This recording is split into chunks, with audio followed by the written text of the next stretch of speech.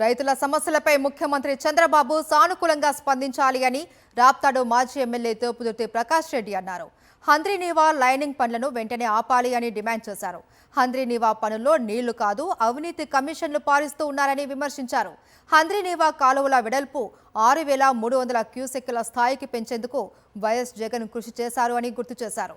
హంద్రీనీవా కాలువ వెడల్పు కేవలం 3,000 క్యూసెక్కులకే పరిమితం చేయడం చంద్రబాబు సర్కార్కు తగదు అన్నారు. రాయలసీమ ఇరిగేషన్ ప్రాజెక్టులకు చంద్రబాబు నిధులు ఇవ్వడం లేదు అని తోపుదుర్తి ప్రకాష్ రెడ్డి ఆగ్రహం వ్యక్తం చేశారు. ఇది 40 టీఎంసీల హంద్రీనీవాగా మీరు కుదిస్తూ ఉన్నారు. మీ విధానాలు మార్చుకోమంటా ఉన్నా.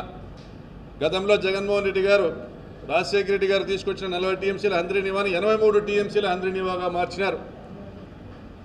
రాయలసీమ 4 జిల్లాలలో హంద్రీనీవా ఆయకట్టు గ్రామాలలో 40 టీఎంసీలను పారించే విధంగా రాజశేఖర రెడ్డి గారు హంద్రీనీవాని తీసుకొచ్చి దాదాపు 70-80% పనులు పూర్తి చేస్తే ఈ రోజుకు కూడా మీరు అధికారంలోకి వచ్చిన ప్రతిసారి కూడా హంద్రీనీవా కాలువ కాంట్రాక్టుల ద్వారా కమిషన్లను పారించేటువంటి కార్యక్రమం చేస్తున్నారు. కానీ నీళ్లు పారించేదానికి రైతుల పొలాలను బిల్లుగా మార్చినటువంటి గత మీ ప్రభుత్వాలు 2004 పూర్వం మీ ప్రభుత్వాలు చేసినటువంటి విధానాల నుండి బయటికి రావడంలో మీరు